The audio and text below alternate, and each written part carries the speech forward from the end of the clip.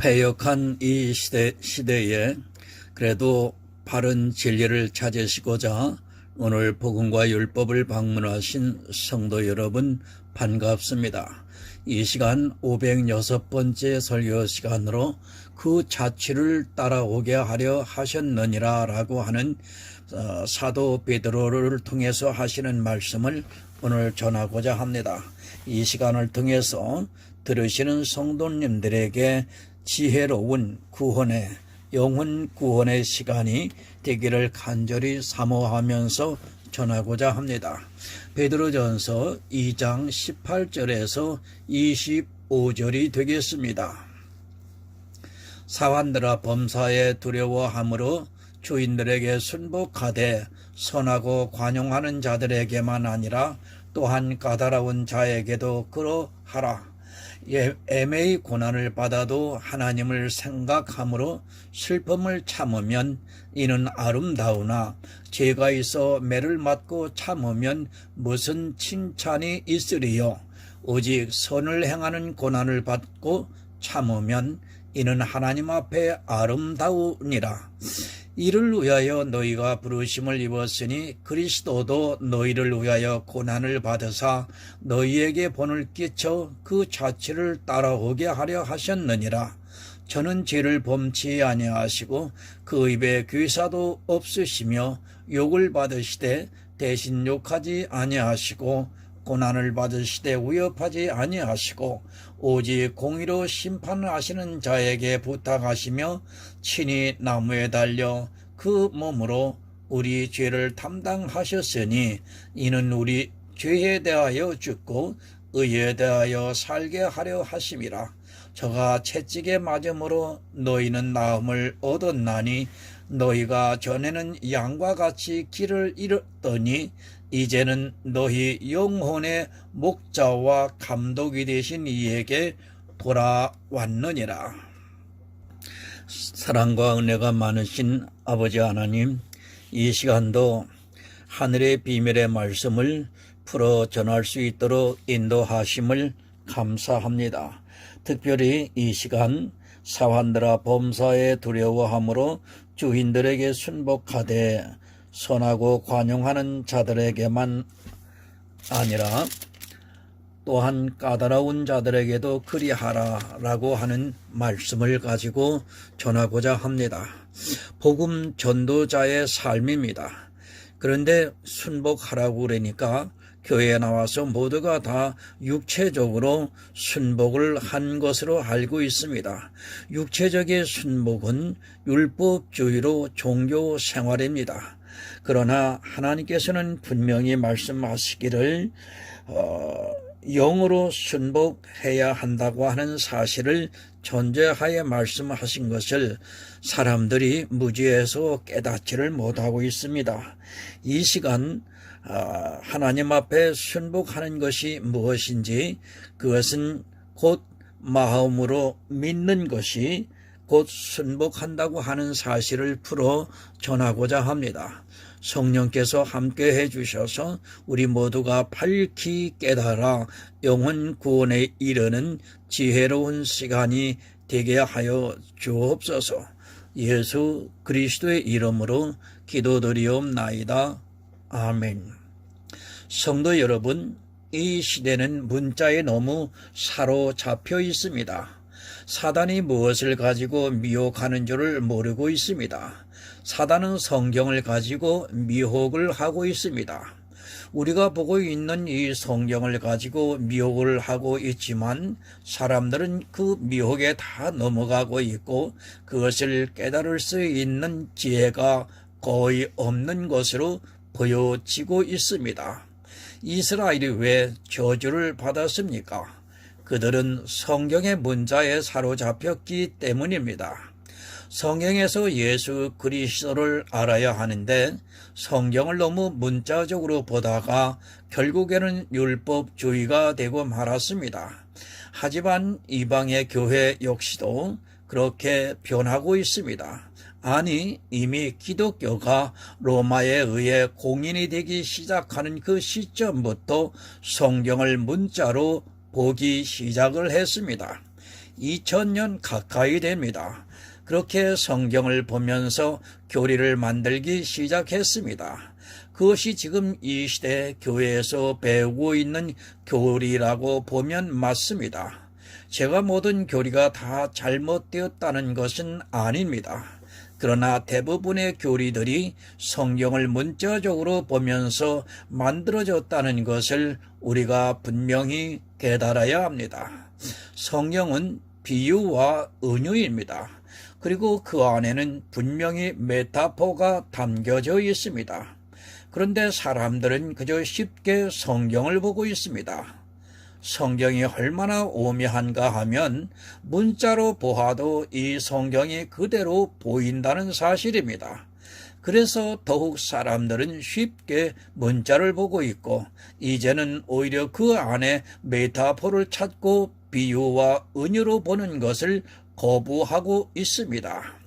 우리나라도 100년이 넘었습니다.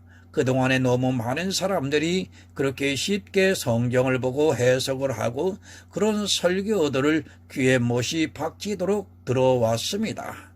그러다 보니까 이제는 어느 누구도 이 문자에서 벗어날 수 있는 사람이 없어졌습니다. 성경에서 정말 하나님께서 우리에게 주신 보화를 찾아야 하는데 이 세상 초등학문으로 보고 있습니다. 잘 이해를 하시기 바랍니다. 초등학문이 무엇입니까? 성경을 이 세상의 이성적 지식으로 보고 있는 것이 초등학문입니다. 다른 것이 초등학문이 아니라 성경을 이 세상 사람이 이성적 지식과 학문으로 보고 이해할 수 있는 그것을 그대로 말하고 있다면 그것은 초등학문을 보고 있는 사람입니다. 목사가 성경을 보았습니다. 그리고 그가 설교합니다. 그런데 이 세상에서 성경을 모르는 사람들이 보고 그것을 그대로 알아들을 수 있다면 그것은 여러분 초등학문이라는 말씀입니다. 이 세상에서 어느 정도 학문적 지식이 있는 사람이 그것을 그대로 받아들이고 이해를 할 수 있다면 그것은 성경에서 말씀하고 있는 비밀을 전하는 것이 아니라 그저 초등학문을 전하고 있다는 것을 깨달아야 합니다. 지금 이 시대 목사들의 설교를 들어보시기 바랍니다. 아마 그 설교들을 예수를 전혀 믿지 않는 사람들에게 들려주면 그대로 이해하고 받아들일 것입니다. 그렇다면 그것은 이 세상 초등학문이라는 것을 깨달아야 합니다. 이 세상의 이성적 지식을 가지고 있는 사람들이 들으면 이해가 안 되고 받아들이기가 힘이 들어야 합니다. 왜 이런 일이 있습니까? 그것은 성경을 문자적으로 보고 있기 때문입니다. 사단은 그렇게 성경을 문자적으로 보게 만들고 있습니다. 그리고 그 문자적으로 보는 것을 이제 막 교회에 나온 사람도 쉽게 받아들이고 있습니다. 사실 복음을 전하면 도무지 이해가 안 되는 말씀들이 있습니다. 그것을 받아들이기까지는 수많은 설교를 들어야 그것이 겨우 이해가 됩니다. 그런데 어떻습니까? 지금은 교회에 겨우 몇 주만 나와서 들어도 자기가 마치 다 아는 것으로 생각을 하고 있습니다. 그저 쉽게 받아들이고 이제까지 이 세상에서 다 알고 있었던 이야기들에다가 예수 그리스도를 믿으라는 그 말을 더한 것밖에는 없습니다. 여러분, 초등학문입니다. 거기에 예수 그리스도를 믿으라는 그 말 한마디를 더하고 있습니다. 그런 정도로 성경을 아는 것으로는 절대로 구원을 받을 수 없습니다. 성경은 우리가 생각하는 것보다 더 어렵다는 것을 깨달아야 합니다. 그리고 그 깊은 하나님의 경륜을 사람의 지혜로는 도무지 이해가 안 되고 깨달아지지도 않는다는 것을 알고 있어야 합니다. 문자적으로 보지 마시기 바랍니다. 그것은 그저 이 세상에 좋은 책을 보는 것과 조금도 다르지 않습니다. 아니, 그보다 못할 수도 있습니다. 사실 영생을 얻기 위해서 성경을 보고 있는데 성경을 보면서도 영생을 얻지 못한다면 그는 이 세상에서 가장 불행한 사람입니다. 이 세상 사람이 불행한 것이 아니라 교회 안에서 성경을 열심히 보다가 예수 그리스도를 발견하지 못해서 구원을 받지 못하는 사람입니다. 그래서 주님이 말씀하셨습니다.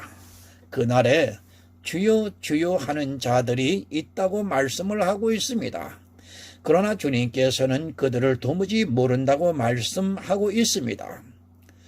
평생을 교회 안에서 주여 주여 하면서 살았지만 주님께서 그를 모르신다고 한다면 그것은 너무도 슬픈 일입니다. 하지만 깨닫지 못하고 있습니다. 그런 말씀들을 보면서도 그저 그것은 남의 일이고 자기는 아주 잘 믿고 있다고 생각을 하고 있습니다. 사실은 지금 이 시대 교회 안에 있는 다수들이 당할 일인데도 그것은 남의 일로 치부를 하고 자기들이 아주 잘 믿고 있다고 생각하면서 천국에 들어갈 것이라고 굳게 맹신을 하고 있습니다. 고린도전서 2장 14절을 보겠습니다. 육에 속한 사람은 하나님의 성령의 일을 받지 아니하나니 저희에게는 미련하게 보임이요 또 깨닫지도 못하나니 이런 일은 영적으로라야 분별함이니라. 육에 속한 사람입니다. 그것이 교회 밖에 있는 사람이라고 생각하지 마시기 바랍니다. 교회 안에는 육에 속한 사람이 더 많이 있습니다. 성경은 이렇게 교회 안에 육에 속한 사람이 있다는 것을 가르쳐 주고 있지만 교회에서는 그것을 전혀 가르쳐 주지 않고 있습니다. 왜 안 가르쳐 줍니까? 모두가 육에 속하게 해서 죽이려고 하니까 누가 육에 속한 사람이라는 것을 가르쳐 주지 않습니다. 그리고 모릅니다. 자기가 육에 속한 사람이라는 것을 전혀 모르고 있습니다. 그저 교회에 나와서 예수 그리스도를 믿고 예배를 드리고 기도를 하고 찬양을 부르고 하는 그것으로 감동받으면 마치 자기가 영에 속한 사람으로 알고 있습니다. 육에 속한 사람입니다. 지금 이 시대 교회 안에 있는 거의 모두는 다 육에 속한 사람이라는 것을 깨달아야 합니다. 그들은 이미 수십 년 이상을 성경을 그렇게 보았기 때문에 이제는 그것을 바꿀 수 없습니다. 성경을 문자적으로 계속해서 보고 그 성경에 기록이 되어 있는 어떤 행위가 있으면 그것을 그대로 하는 것이 바로 육에 속한 사람입니다. 대표적인 것이 무엇입니까? 주의 만찬이 있습니다. 그것을 성경에 기록이 되어 있는 그대로 문자적으로 보고 성찬이라고 하면서 하고 있다면 그는 육에 속해 있는 사람입니다. 성경을 그렇게 문자적으로 보고 그것을 자기 몸으로 그대로 행하고 있다면 육에 속한 사람이라는 말씀입니다. 성찬이 어디 있습니까? 성경에 주의 만찬은 있어도 여러분 성찬이라는 것은 없습니다.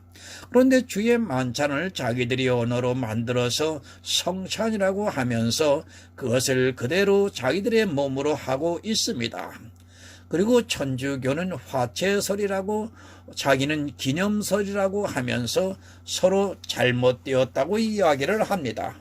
화채설이 무엇이고 기념설이 무엇입니까? 둘 다 육에 속한 사람입니다.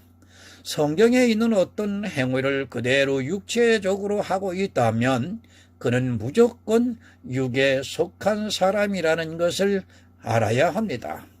그것을 아무리 주님이 하셨다 해도 그대로 따라하고 있다면 그것은 육의 일을 하고 있는 사람이고 영의 일을 도무지 깨닫지를 못합니다. 다 육에 속해 있습니다. 그것뿐이 아니라 율법에 기록이 되어 있는 것을 자기들의 몸으로 그대로 하고 있다면 그것 역시 육에 속해 있는 사람입니다. 성경에 기록이 되어 있는 율법 중에서 어느 단 한 가지라도 그렇게 하고 있는 사람이 있다면 그는 절대로 영의 일을 분별할 수 없습니다.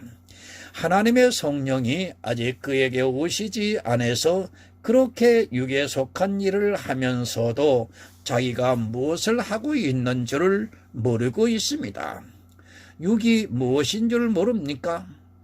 내 육체로 하고 있는 모든 일이 다 육입니다.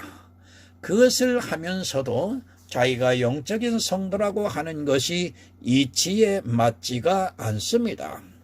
지금 이 시대 교회 안에 있는 사람들은 다 육의 사람이지 영의 사람이 거의 없다는 것을 깨달아야 합니다. 성경의 문자로 기록이 되어 있는 율법을 지키고 있고 또 성찬을 기념한다고 하면서 모형으로 하고 있는 그 자체가 육에 속해 있다는 것을 여러분 깨달아야 합니다. 영의 일입니다. 그것은 오직 내 마음에서 믿어지는 역사입니다. 아무 것이나 믿는 것이 아니라 주님께서 이 세상에 오셔서 이루신 구속의 일들이 믿어지는 역사를 말씀하고 있습니다. 그런데 그것이 안 믿어지니까 육에 속한 사람이 되어서 자기들의 육체로 율법을 지키는 일에 열심을 내고 있고 성찬을 한다고 하면서 육체로 모양을 내고 있습니다. 여러분, 사람입니다. 육체로 아무것도 안 할 수는 없습니다. 그러나 율법을 지키고 성경에 기록이 되어 있는 어느 행위를 그대로 따라하는 것은 다 육에 속한 사람들의 전형적인 모습이라는 것을 깨달아야 합니다. 그런 사람은 절대로 구원을 받을 수 없다는 것을 깨닫지 못하면 주님께서 다시 오시는 날에 슬피 울며 이를 갈미 있을 것입니다. 왜 이런 일들을 하고 있습니까? 그것은 주의 복음을 모르기 때문이며 주님의 복음에 순복하지 않고 있기 때문입니다. 첫째는 모르는 것이 문제이고 모르다 보니까 그것에 순복할 수 없는 것입니다. 이것이 기독교가 로마의 인정을 받기 시작하면서 육체로 되기 시작을 했습니다. 그동안 한 번도 하나님의 징계가 있은 것이 없기 때문에 사람들은 이제 그것을 너무도 당연하게 받아들이고 있습니다. 뭐가 다릅니까? 솔직히 천주교나 기독교나 차이가 무엇입니까? 자기들이 말하는 약간의 교리적인 차이는 있어도 이 두 집단은 다 똑같이 육에 속해 있다는 것을 알아야 합니다. 이미 종교화가 되어서 자기들의 이익을 위해서는 어떤 짓이라도 하는 것이 지금 이 시대 교회들의 모습입니다. 교리가 조금 다릅니까?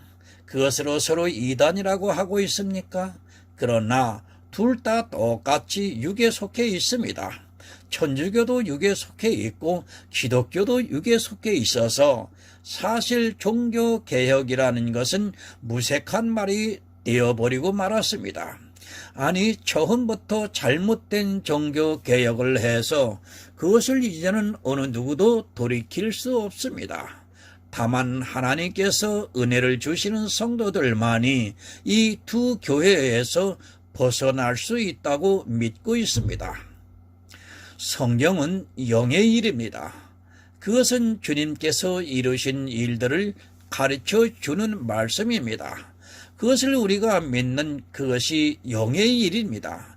하지만 사람들은 이 영의 일을 모르고 그저 교회에 나와서 예수를 믿는다는 그 행위를 하는 것으로 자기가 영의 일을 하는 것으로 오해를 하고 있습니다. 그것이 다 성경을 문자적으로 보고 있기 때문에 발생하는 일들인 것입니다. 비유입니다. 거의 모든 성경은 다 비유라고 보시면 됩니다. 문자적으로 되어 있는 말씀은 아주 지극히 적습니다. 성경을 바로 깨닫지 못하면 이 세상에서 가장 불행한 사람이 된다는 것을 아시고 정말 깨어 늘 하나님께 지혜를 구하는 성도가 되어야 합니다. 본문 18절을 이제 보겠습니다. 사환들아 범사에 두려워함으로 주인들에게 순복하되 선하고 관용하는 자들에게만 아니라 또한 까다로운 자들에게도 그리하라. 사환들아, 누구에게 말씀을 하고 있습니까? 이 세상에 있는 사환들에게 하고 있는 말씀입니까? 이 세상의 직장에 취업하거나 누구 아래에 있는 사람들에게 하고 있는 말씀을 하고 있습니까?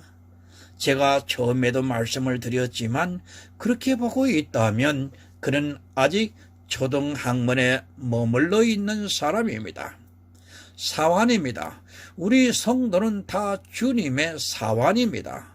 꼭 복음을 전하는 자뿐만 아니라 이 세상에서 성도로 살아가고 있는 모든 사람은 사환이라는 것을 깨달아야 합니다. 사도 베드로는 그것을 지금 말씀을 하고 있습니다. 성경을 육적으로 보지 마시기 바랍니다. 그렇게 보다가는 이 말씀을 전혀 이상하게 해석을 하게 되어 있습니다. 실제 그렇습니다. 이 시대 대부분 목사들이 그렇게 해석을 하고 있습니다. 이 세상을 살아가는 데 있어 교훈을 주는 말씀으로 생각을 하고 있고 그렇게 이야기를 하는 사람들이 꽤나 많이 있습니다. 성경은 우리가 이 세상에서 어떻게 살아가야 하는가를 가르쳐 주는 것이 아니라 성도가 어떻게 살아가야 하는가를 말씀해 주고 있습니다. 사환들아, 두려워하는 마음으로 주인들에게 순복하라고 말씀합니다. 이것은 이 세상 사환들이 어떻게 하고 있는가를 비유로 말씀을 하고 있습니다. 실제 이 세상의 사환들은 정말 두려워하는 마음으로 주인에게 순복을 하고 있습니다. 지금이야 민주사회가 되어서 그런 일이 별로 없지만 성경이 기록이 될 당시만 해도 사환들이 얼마나 주인을 두려워하는 마음으로 섬겼는가를 역사를 통해서 충분히 알 수 있습니다. 순복하라고 말씀합니다. 성도는 사환입니다. 그러면 주님께 순복해야 합니다. 순복하라는 것이 무슨 의미인 줄을 모르고 있으면 안 됩니다. 무엇에 순복해야 하는 줄을 모르고 그저 육체로 순복하려고 하고 있다면 그 역시도 육에 속한 사람이라는 것을 깨달아야 합니다. 사환들은 순복해야 합니다. 그래야 주의 복음을 바로 전할 수 있습니다. 성경에 나오고 있는 대표적인 사환이 누구입니까? 우리가 잘 알고 있는 모세가 사환이고 또 사도 바울이 사환입니다. 사도 바울은 정말 그 주인에게 순복을 하면서 오직 예수 그리스도의 복음을 전했습니다. 주인이 있습니다. 그런데 선하고 관용하는 자들에게만 아니라 또한 까다로운 자들에게도 그리하라고 말씀을 하고 있습니다. 여러분, 이것은 비유입니다. 그러니까 주님은 두 가지 모습으로 우리의 주인으로서 사환을 쓰고 있다는 말씀입니다. 때로는 선하고 관용을 하고 있지만 또 때로는 아주 까다롭게 우리에게 사환으로서 살아가라고 말씀을 하고 있습니다. 사실 복음을 전한다는 것이 얼마나 힘이 듭니까? 교회 안에 그저 교인 하나 끌고 들어오는 것이 아닙니다. 정말 복음의 일꾼으로 일을 한다는 것은 아주 까다로운 일입니다. 그렇지 않고는 주인이 시키는 그 일을 바로 할 수 없습니다. 그래서 사도 베드로가 지금 이렇게 말씀을 하고 있습니다. 진리는 까다롭습니다. 오직 믿음이 아니고는 안 됩니다. 조금의 타협도 용납하지 않고 오직 예수 그리스도를 믿음으로 구원을 받으라고 하고 있습니다. 그러나 사실 이 믿음이라는 것은 이 세상 사람들이 도무지 받아들이지를 못하고 있습니다. 복음을 전하는 일이 얼마나 까다로운 일인가를 알아야 합니다. 우리의 주인은 관용과 너그럽기도 하지만 또 까다롭기도 하다는 것을 여러분 깨달아야 합니다. 본문 19절을 봅니다. 애매히 고난을 받아도 하나님을 생각함으로 슬픔을 참으면 이는 아름다우나. 세번역을 좀 보겠습니다. 억울하게 고난을 당하더라도 하나님을 생각하면서 괴로움을 참으면 그것은 아름다운 일입니다. 복음을 전해보시기 바랍니다. 정말 그 영혼을 위해 전하고 있지만 받아들이는 상대는 전혀 그렇지가 않습니다. 정말 그 영혼을 사랑하는 마음에서 사반으로 일을 하고 있지만 때로는 억울하게 고난을 당하기도 합니다. 이것은 참 복음을 전해본 성도만이 알 수 있는 일입니다. 성도가 얼마나 귀합니까? 복음을 전하는 것이 얼마나 좋은 일입니까? 하지만 복음을 전하면 이 시대 역시 억울하게 고난을 받게 되어 있습니다. 특히 율법주의자들에게 고난을 받게 되어 있습니다. 그들은 분명히 율법을 지키는 것이 잘못되었는데도 자기들이 지키고 있는 그 율법의 행위에 취해서 어떻게 믿음으로 구원을 받을 수 있느냐고 따지고 있습니다. 11조를 내지 말라고 해보시기 바랍니다. 아마 당장의 고난을 당하게 될 것입니다.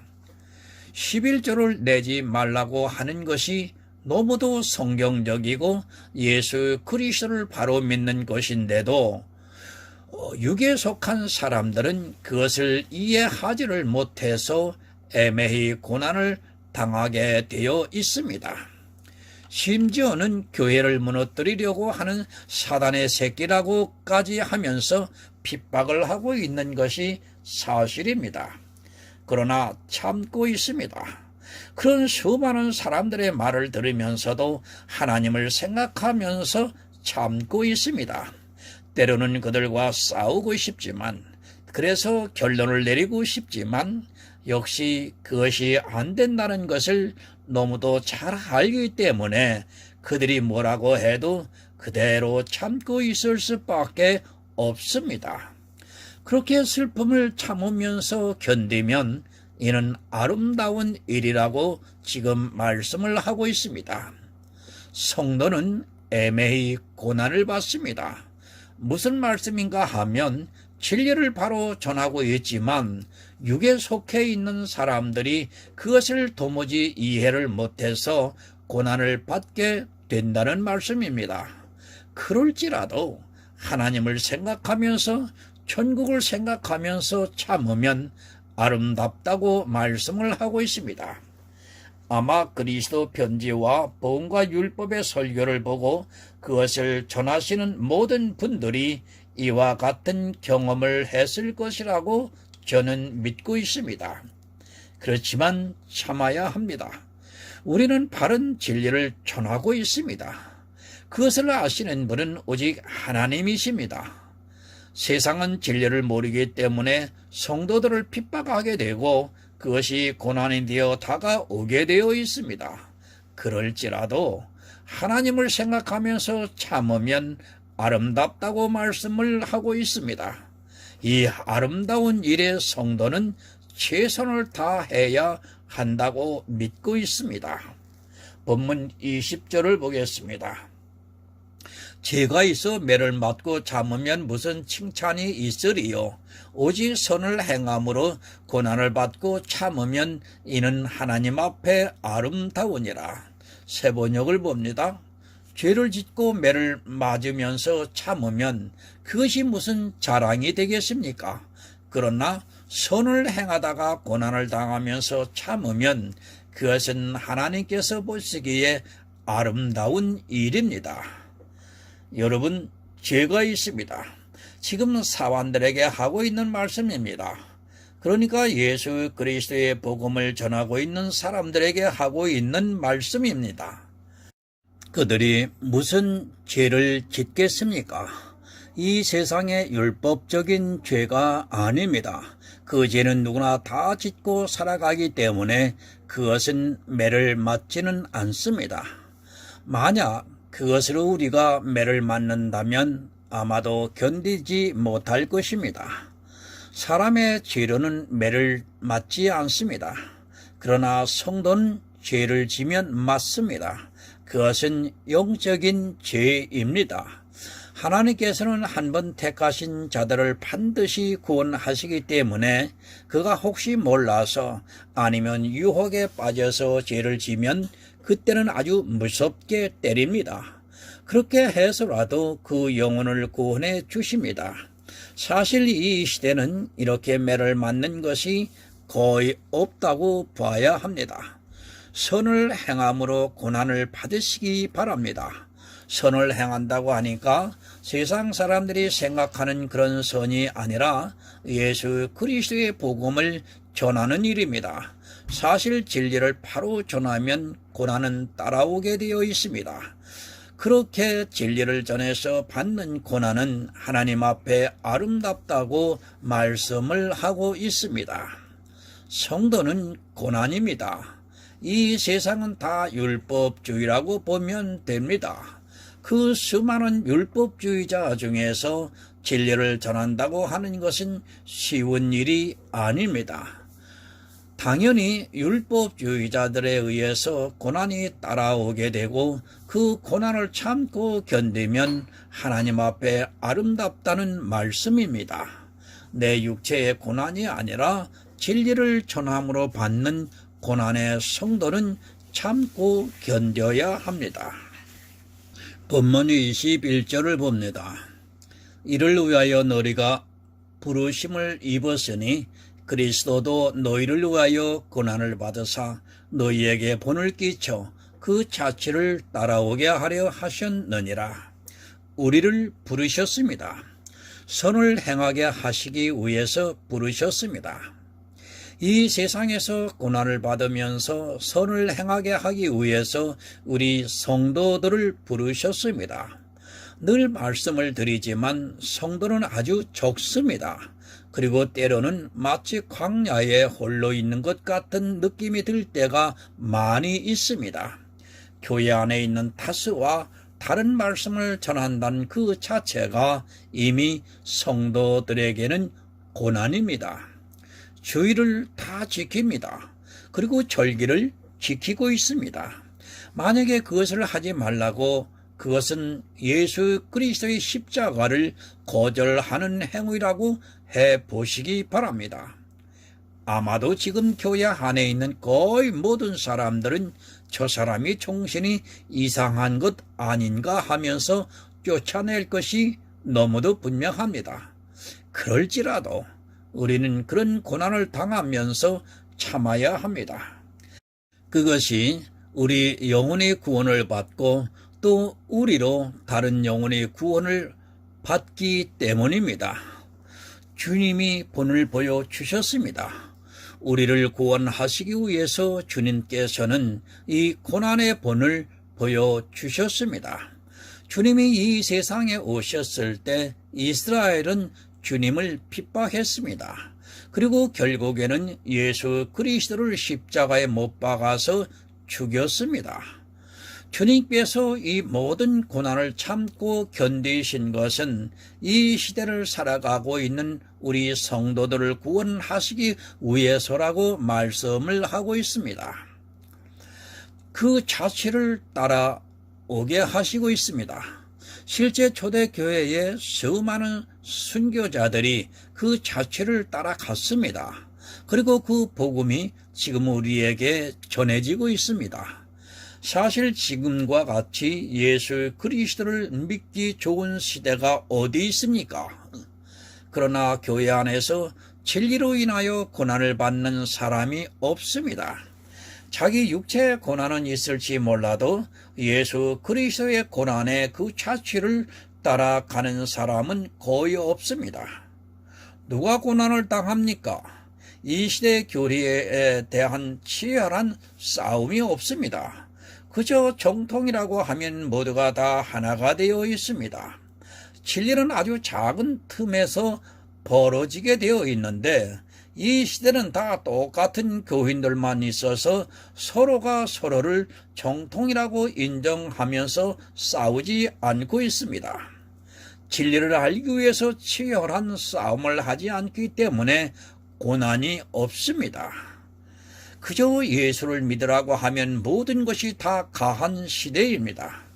자기들이 만들어 놓은 몇 가지 교리에 벗어나지만 않으면, 그리고 자기들이 하고 있는 행위를 하고 있으면 모두가 정통이 되어 있습니다. 주님께서는 진리를 전하시기 위해서 율법자들에 의해서 고난을 당하셨는데 이 시대는 다 율법주의자들이 되어 성도가 거의 보이지가 않습니다. 고난이 없습니다. 진리를 전하는 성도가 있어야 고난이 있는데 그 숫자가 너무 미미해 그들에게 영향을 줄 정도가 안 되다 보니까 고난이 없습니다. 아마 그리스도 편지에서 전하는 설교를 많은 사람들이 보게 되면 고난이 시작될 것이라고 생각하고 있습니다. 복음과 율법은 서로 대적을 하게 되어 있어서 고난을 당할 수밖에 없다는 것을 늘 기억하고 있어야 합니다. 본문 22절을 보겠습니다. 저는 죄를 범치 아니하시고 그 입에 괴사도 없으시며 욕을 받으시되 대신 욕하지 아니하시고 고난을 받으시되 위협하지 아니하시고 오직 공의로 심판하시는 자에게 부탁하시며 친히 나무에 달려 그 몸으로 우리 죄를 담당하셨으니 이는 우리로 죄에 대하여 죽고 의에 대하여 살게 하려 하심이라. 저가 채찍에 맞음으로 너희는 나음을 얻었나니. 여러분, 예수 그리스도입니다. 정말 우리는 예수 그리스도에 대해서 바로 알아야 합니다. 하지만 이 시대는 예수를 너무 모르고 있습니다. 그저 자기 죄를 십자가에서 지고 가셨다는 아주 초보적인 것을 알고 있으면서 자기가 마치 예수를 잘 아는 것 같이 이야기를 하고 있습니다. 주님은 죄가 없으십니다. 요한일서에서 저는 죄가 없다고 분명히 말씀하고 있습니다. 죄가 없으시기 때문에 우리 죄를 대신 질 수 있는 것입니다. 만약에 주님이 죄가 있다면 우리를 위해서 대신 속죄 제물이 될 수 없다는 것을 알아야 합니다. 그래서 구약에서부터 흠없는 어린 양으로 제사를 드리라고 율법으로 정해 놓으셨고 그것은 예수 그리스도를 예표하고 있습니다. 그 입에는 괴사가 없으십니다. 그러니까 거짓이 없다는 말씀입니다. 주님은 내가 길이요 진리요 생명이라고 말씀을 하셨습니다. 주님께서 하신 모든 말씀은 우리에게 진리에 대해서 가르쳐 주셨습니다. 주님은 이 세상에 오셔서 진리이신 주님 자체를 증거해 주셨습니다. 그런데 진리를 믿지 않고 있습니다. 주님이 진리라는 것은 그저 문자적으로 알고 있지만 주님이 부활승천하시고 난 후에 진리의 성령을 보내주시고 있지만 성령이 오시지 않아서 진리에 대해서 깨닫지를 못하고 있습니다. 주님께서는 진리로 이 세상에 오셔서 거짓이 없으신 오직 참만을 말씀해 주셨습니다. 욕을 받으셨습니다. 주님은 자기 땅에 오신 하나님입니다. 그러나 이스라엘은 주님을 영접하기보다는 오히려 주님을 모욕했습니다. 그들은 주님을 어떻게 하든지 욕을 보이려고 시험도 하고 또 온갖 것으로 꼬투리를 잡아서 욕을 보이려고 했습니다. 하나님께서 이 세상에 오셔서 자기 백성들에게 얼마나 많은 모욕을 당하셨는가를 우리가 복음서를 보면 쉽게 알 수 있습니다.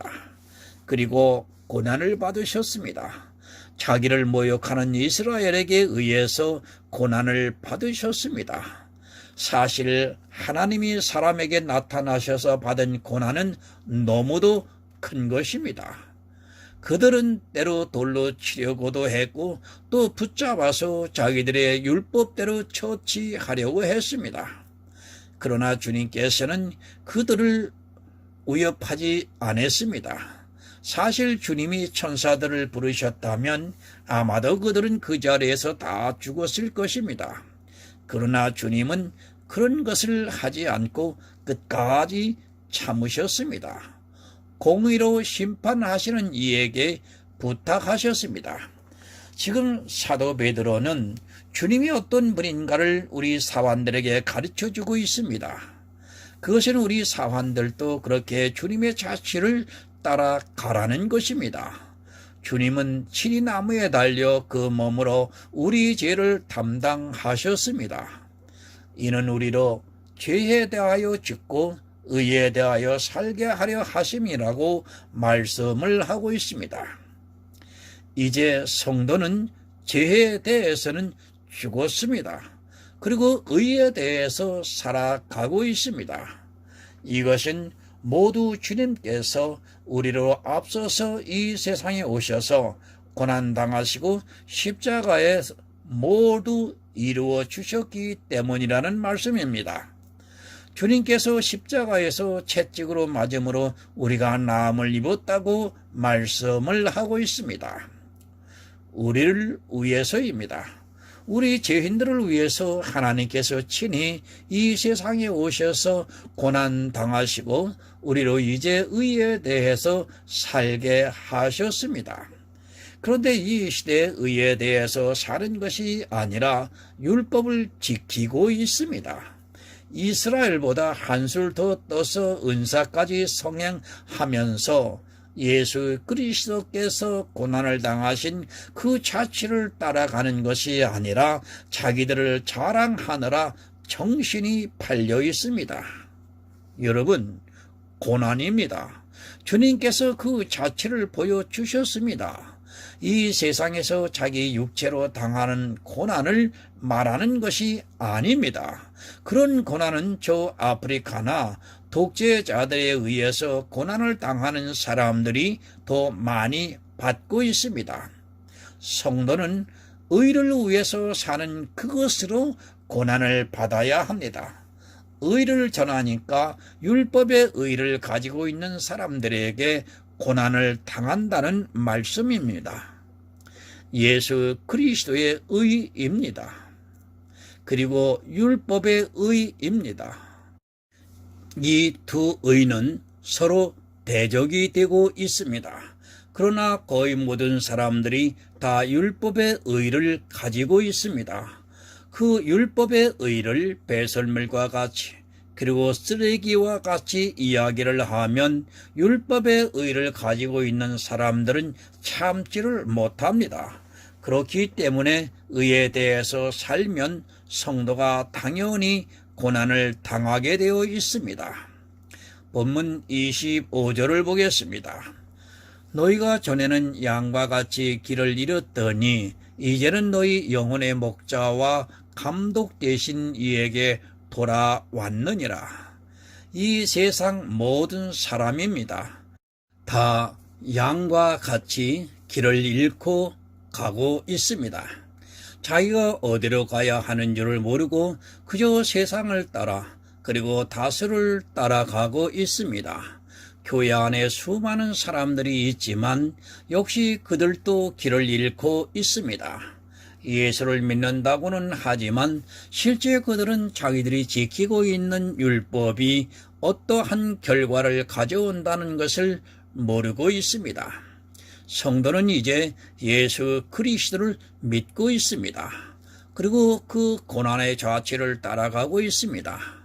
예수 그리스도의 의에 대해서 살아가고 있기 때문에 고난을 당연히 따라오게 되어 있습니다. 이 세상을 사는 동안에 그런 고난이 있다는 것을 생각하시고 더욱 진리에 견고히 서는 성도가 되어야 합니다. 그것을 위해서 사도 베드로가 성도들을 깨우쳐주고 있습니다. 오직 예수입니다. 이제 우리는 목자 되시는 주님께 돌아왔습니다. 이것은 순전히 주님께서 나를 불쌍히 여기셔서 은혜를 주신 것입니다. 이제 그 은혜의 복음을 깨달은 성도는 이 세상에서 의에 대해서 살아가야 합니다. 그런 성도가 되어 주님께서 다시 오실 때 영접을 받아 천국에서 모든 축복을 누리시기를 예수 그리스도의 이름으로 부탁드립니다. 하나님 아버지, 감사합니다. 복음과 율법의 차이와 복음 전도자의 삶에 대해서 하나님 전했습니다. 듣는 성도들의 심령 속에 감동을 주셔서 이 진리를 깨달아 정말 이 진리 안에서 자유하는 하나님의 아들들이 되게 하여 주시옵소서. 예수 그리스도의 이름으로 기도드리옵나이다. 아멘.